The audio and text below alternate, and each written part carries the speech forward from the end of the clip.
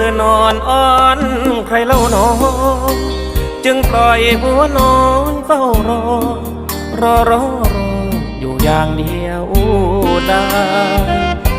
เงียบไปทั้งวันไม่โทรผ่านมือถือหรือไลน์คืนนี้ตีหนึ่งผ่านไปนอนเหงาใจอยู่ในห้องเจ้าคอยเฝ้ามองทางหน้าต่างรังนูเหมือนกำจองจำให้อยู่ตกเป็นชู้สำรองสองเงาปล่อยให้ปลาย่างรอถึงสว่างคอยนางแมวเป้าเป็นน้อยคอยช่วยบรรเทาในวันที่เหงาอ้อมแข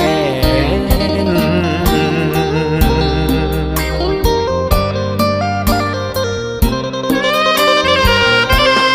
ตัวแทนแฟนเธอยังเป็นไม่ได้ตัวจริงยิ่งแล้วไปใหญ่ลามโซ่หัวใจเอาไว้นะเน้นเก็บไว้ใช้งานหลบตัวจริงนั้นสำคัญว่าแฟนหมดสุขทุกใจสุดแสนเมื่อเธอหันหลังจากลาน้ำตาพอเก็บร่วงหล่นตกน้ำบางครั้งเคยนั่งถามใจว่าทำไมไม่ถอยออกมาหาคนเป็นแฟนควงแขนออกหน้าออกตาหัวเจ็บปวดหนักหนาถูกเงากามาบดบังข้างใจ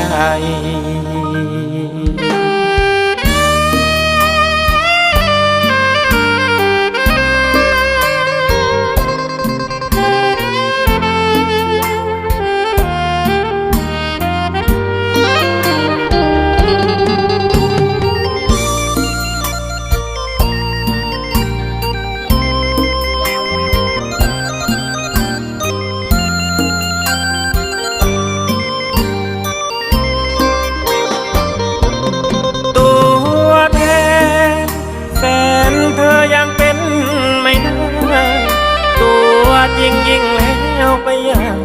ลามโซ่หัวใจเอาไว้นะแน่นเก็บไว้ใช้งานหลบตัวจริงนั้นสำคัญว่าแฟนหมดสุขทุกใจสุดแสนเมื่อเธอหันหลังจากลา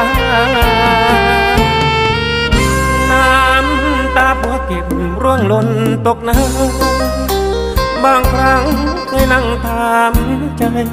ว่าทำไมไม่ถอยออกมาหาคนเป็นแฟนควงแขนออกหน้าออกตาหัวเจ็บปวดหนักหนาถูกเอากามาบดบังข้างใจ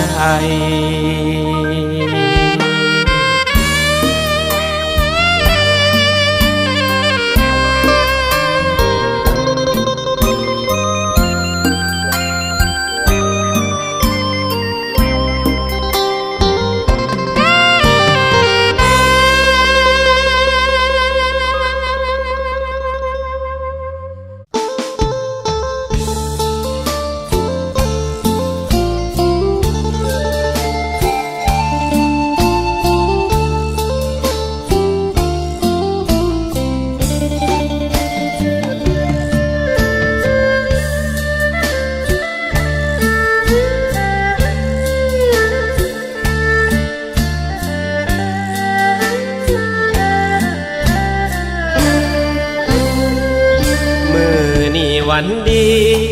ห้องสีมาเด้อควันแม่น้องเอิ้นควันลูกได้เคยก็เคยเศรษฐีอายมาหันแต่งมาแสดงด้วยความยินดี อวยพรให้เจ้าสุขีให้น้องมีลูกกันหลายๆอายมางานน้องกินดองฐานะแฟนเก่ายิบฝ่ายผูกแขนเจ้าบ่าวเจ้าสาวน้ำตาอย่าไหลในวันแต่งดองขอให้น้องรับขวัญจากใจยิ้มรับน้ำสั่งจากอายหลังลิ้นไปบ่ให้มองลาบใส่เข้าครัวในครัวหอมกลิ่นช่วยมาเมาเหล้าในวันมีว่าเช็ดน้ำตาอย่ามาพันผัวส่งโตเบาสาวน้ำตาพังเงาหัวใจเต้นรัวอ้ายก้มหน้ากินลาบหัวใจเฮาว่าบ่เป็นหยังยืนเสื้อหน้าเศร้าส่งเบาสาวเข้าเฮือนหอแล้วฟังเสียงคนห้องโฮแซวดินเดาเดาโนใจอ้ายพังมีแห้งโลดเด้อมวนซาเด้อเสียงอ้ายห้องสั่งเรื่องเก่าเฮาเป็นความหลังอ้ายนอนอุกอังวันเจ้ามีแห่ง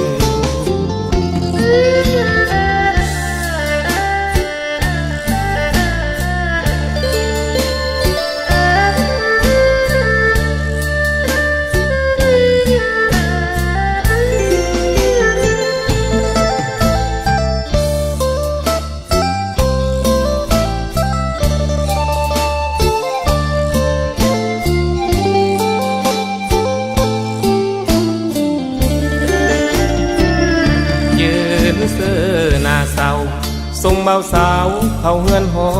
แล้วฟังเสียงคนห้องโฮแซวดินเดาเดาโนใจอ้ายพังมีแห้งโลดเด้อมวนซาเด้อเสียงอ้ายห้องสั่งเรื่องเก่าเฮาเป็นความหลังอ้ายนอนอุกอังวันเจ้ามีแห้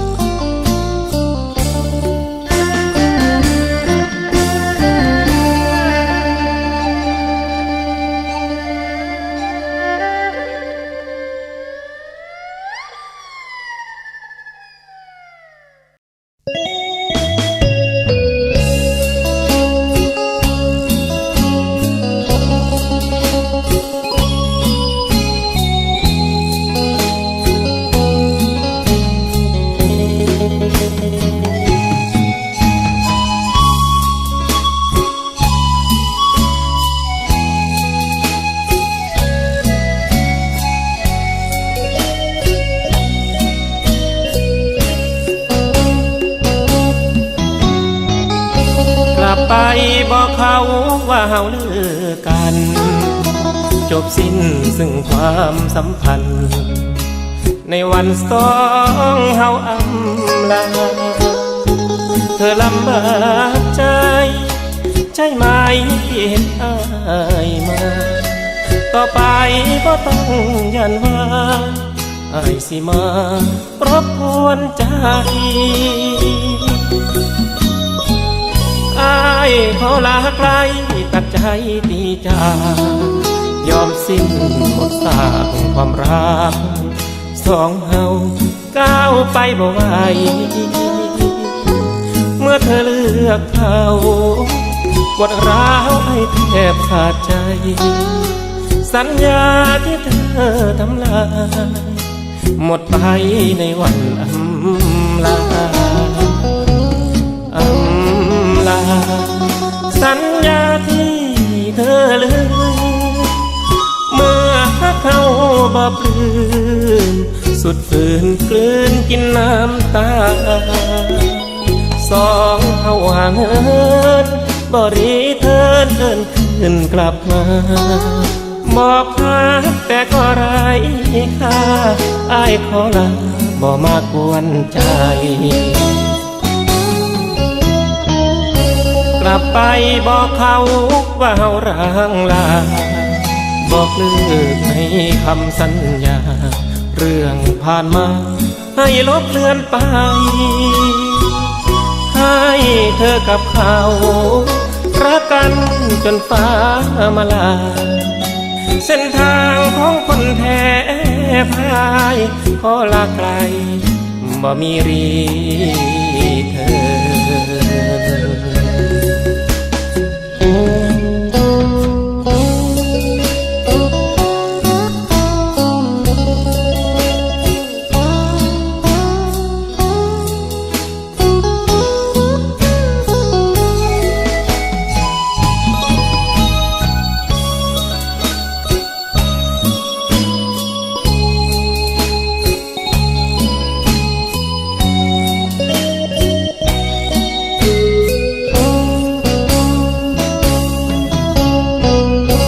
กลับไปบอกเขาว่าเฮาร้างลาบอกเลิกในคำสัญญาเรื่องผ่านมาให้ลบเลือนไปให้เธอกับเขารักกันจนฟ้ามาลาเส้นทางของคนแท้พายขอลาไกลบ่มีรีเธอ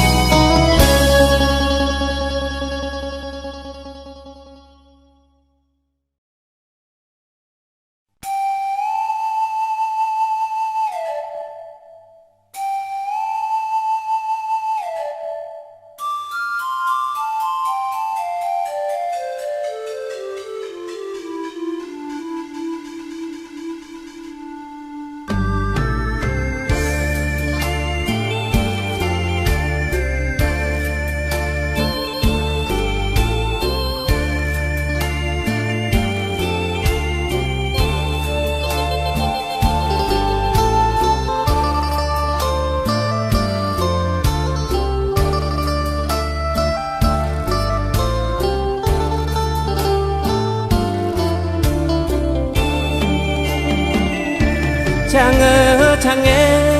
เบิ่งตาแลตามที่นัดมาตื่นแต่ตีห้ารีบคว้าเสื้อผ้าไปบขสใจเต้นตึกตักไปหาคนรักด้วยใจจดจ่อวันนี้ละหนอเป็นวันได้พบหน้ากันด่วนอีสานพี่ขอสาบานว่าทันเวลานั่งเที่ยวเช้าตามมาอยากเห็นหน้าเธอนั้นรถยนต์ติดขัดผิดนัดเรื่องนกเร็วพลันเหตุตายร้ายนั้นใจของพี่ไม่เปลี่ยนแน่นอนโอ้นงรามพี่จะตามไปหาเธอโอ้โอ้ละเนอเดี๋ยวนี้ใจพี่จะขาดร้อนร้อนสมรสแห่งสาพี่สิเป็นบ้าตาวินบายก่อนหรือว่าน้องงามงอนสิตัดใจถอนว่าอายบ่มาใจเต้นแรงคิดถึงคำแพงที่คอยรอเชื่อแล้วละน้องบ่พอ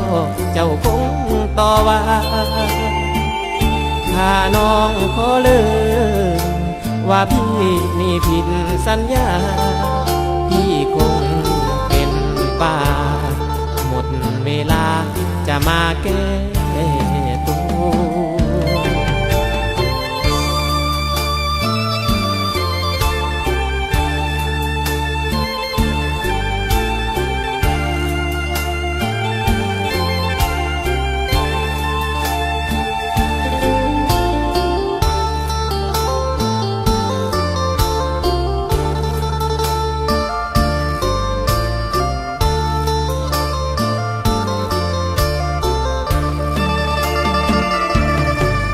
เต้นแร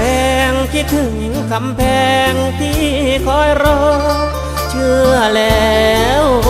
ละน้องน้องบ่พอเจ้าคงต่อว่าถ้าน้องขอเลิกว่าพี่นี่ผิดสัญญาพี่คงเป็นบ้าหมดเวลาจะมาแก้ตัว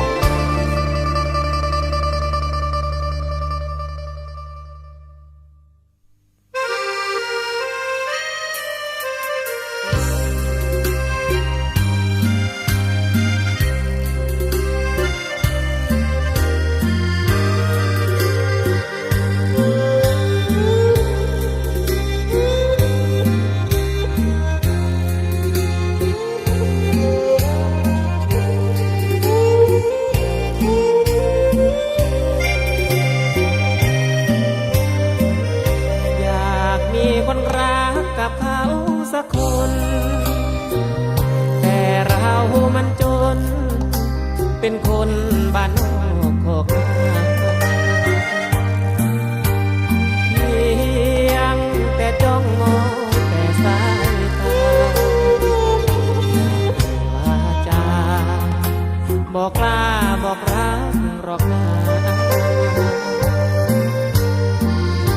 หากมีคนรักกับเขาสักคนก็คงสุขล้นในโลกของคนเกิดมาจะสร้างสวรรค์วิมานบ้านป่าจะรักเธอขึ้นบูชาจนกว่าฟ้าดินสลายเฮสันนิวาสายเนื้อคู่อยู่สายวันไหนจะได้เพียงกายวอนเทพไทยอินพรหมทั้งหลายให้พบผู้มั่นผู้หมายให้ชายพบรักสุดแสน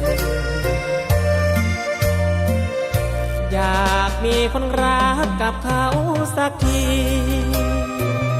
ยามเห็นคนดีใจพี่อยากได้เป็นแฟนเหมือนดังน้องเป็นหนึ่งสายแน่อ้ายอยากเกี่ยวแขนเนื้อแน่นเข้าสู่วิวา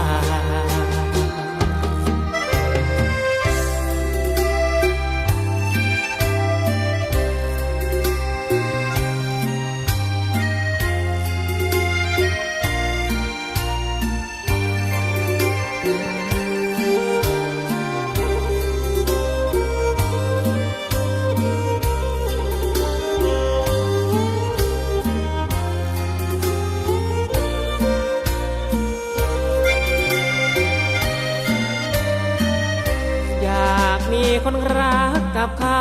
สักทียามเห็นคนดีใจพี่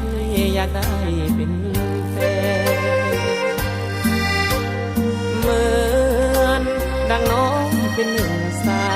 ยแน่อ้ายอยากเกี่ยวแขนเนื้อแน่นเข้าสู่วิวาห์